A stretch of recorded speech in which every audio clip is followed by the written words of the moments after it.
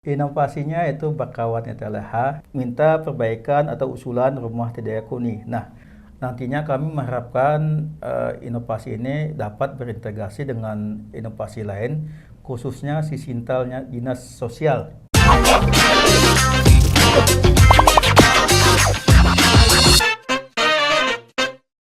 Salam sejahtera Sobat Inovasi, kembali bertemu dalam podcast Bagaimana Banjarmasin Bekerja, sebuah media informasi yang menyampaikan inovasi-inovasi yang telah dilaksanakan di Kota Banjarmasin, baik oleh pemerintah daerah Kota Banjarmasin maupun oleh masyarakat Kota Banjarmasin.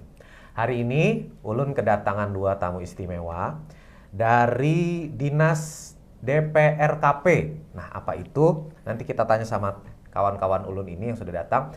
Ada Pak Agus Heri Wijayadi, Sarjana Teknik, beliau adalah Kabid Kawasan Permukiman. Dan ada Bang Rashid Ridho, Pelaksana pada Dinas DPRKP. Selamat datang Pak Heri, Bang Rashid. Terima kasih. Maaf, Pak Agus kah? Pak Heri kah? Pak Agus. Ya, Pak Agus.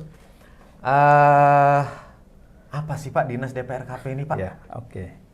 Ya, Dinas DPRKP adalah Dinas Perumahan Rakyat dan Kawasan Pemukiman yang berdasarkan Surat Keputusan Wali Kota Nomor 43 Tahun 2023 mempunyai tugas yaitu dalam urusan penyelenggaraan perumahan rakyat dan kawasan pemukiman serta bidang pertanahan. Intinya kami secara garis besar memiliki tugas yaitu terpenuhnya pelayanan dasar bidang perumahan rakyat. Yang kedua, meningkatnya luas kawasan pemukiman kumuh yang ditangani. Yang ketiga, meningkatkan rumah layak huni. Yang keempat, meningkatkan penyediaan PSU komplek perumahan. Dan yang terakhir yaitu memfasilitasi pengadaan tanah yang tertib dan sesuai dengan tata ruang serta peraturan yang berlaku.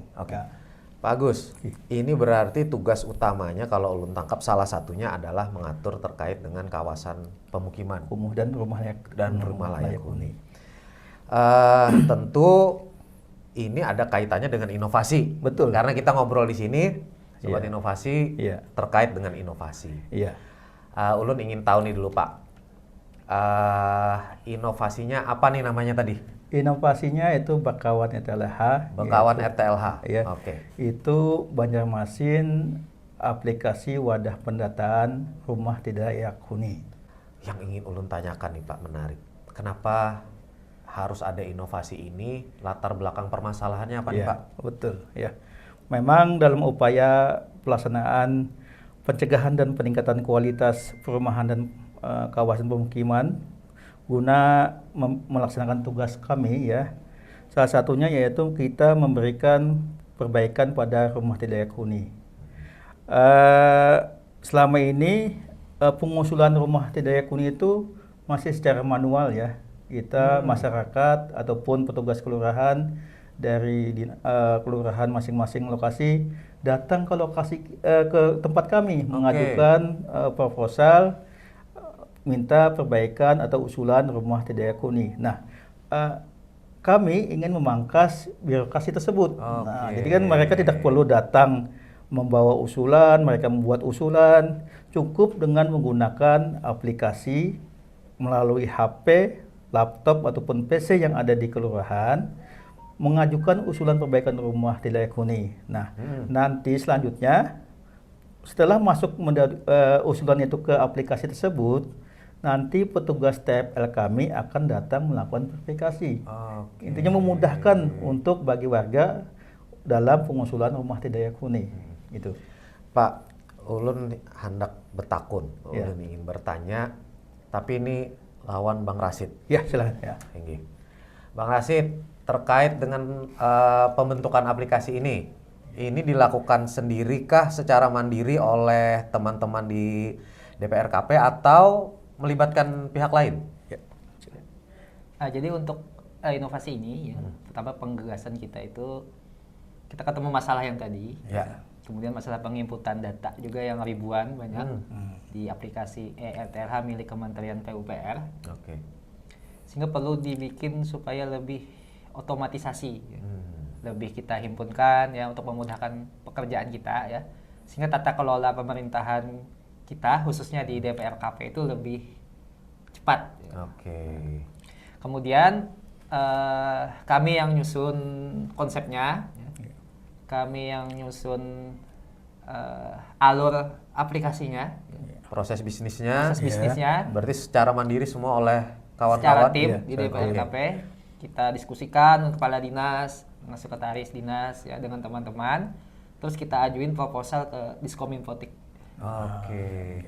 Berarti ini memang berangkat dari masalah di dinas sendiri, kemudian dipecahkan, ditemukan solusinya oleh teman-teman dinas sendiri ya. Betul ya. Oke. Ya. Pak Agus, Ya. sejauh ini setelah ini berjalan, inovasi ini kan sudah berjalan sejak kapan Pak? Sejak tahun kemarin ya, 2021. Iya. Selama berjalan ini progresnya sudah gimana nih Pak? Ya, alhamdulillah. Yang pertama setelah ini aplikasi ini sudah selesai, kami sudah melakukan sosialisasi di 5 kecamatan dengan mengundang 52 kelurahan di masing-masing kecamatan. Kita mensosialisasi bagaimana cara penginputan, apa gunanya aplikasi ini, juga bagaimana sistem penginputannya. Nah, jadi mereka kan kita jelaskan bagaimana apa verifikasinya. Pokoknya usulan ini dimasukkan saja, nanti kami yang melakukan verifikasi. Yang kedua, alhamdulillah setelah kita cek di aplikasi tersebut sudah hampir masuk 1.300-an ya. Iya, Bapak. 1.300-an usulan. 1.300 usulan. Usulan sudah masuk. Yang sudah kami verifikasi dan siap untuk mendapatkan bantuan. Nah, dengan adanya data itu yang tersajikan yang secara digital itu, jadi kita bisa menggunakan mengarahkan kegiatan mana yang lebih skala prioritasnya. Lalu kita bisa mengarahkan, misalkan ada bantuan misalnya dari Kementerian PUPR melalui BSPS ataupun BRS DAK Perumahan. Misalnya kan tahun ini kita dapat 300 unit untuk bedah rumah, maka yang dari data itu kita skala prioritas 300 itu mana? Itulah kita salurkan. Nah, itu 300. Juga ada juga pihak lain dari Basnas kemarin ada juga. Basnas 2 tahun sudah melakukan bedah rumah menggunakan data ini.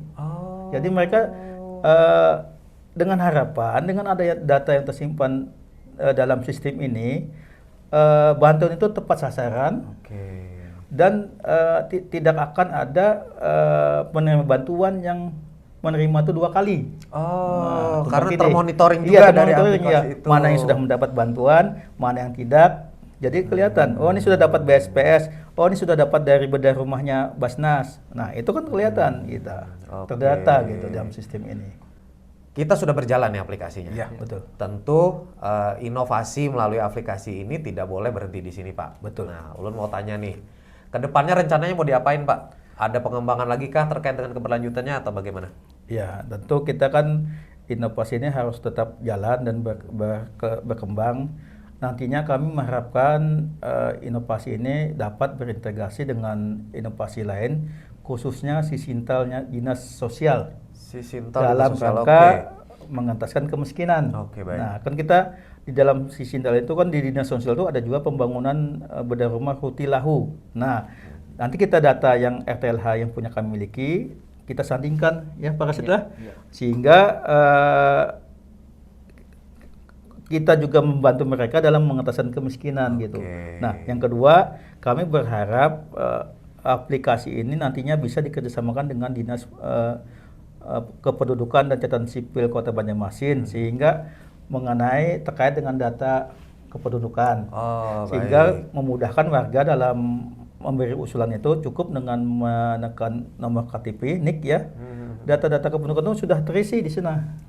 Kayak nomor kartu keluarga, alamat, segala macam. Dan untuk dengan data dari Disdapil itu juga kami memudahkan untuk melakukan verifikasi.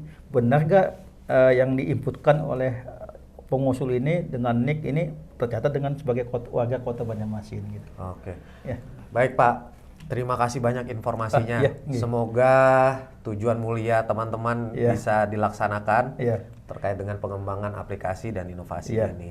Terima kasih Ulun sekali lagi sudah berkenan hadir biar berdua memberikan informasi di warung inovasi hari ini. Baik Sobat Inovasi, Demikian sudah kita dengar ngobrol-ngobrol kita bersama Pak Agus dan Bang Rashid dari Dinas apa Pak? Perumahan Rakyat dan Kawasan Pemukiman Kota Ya. Banjarmasin. Ya. Semoga ini sudah memberikan informasi, juga memberikan inspirasi bagi sobat-sobat inovasi sekalian. Sampai bertemu di podcast kami selanjutnya. Bagaimana Banjarmasin bekerja? Terus berinovasi. Terima kasih. Salam inovasi.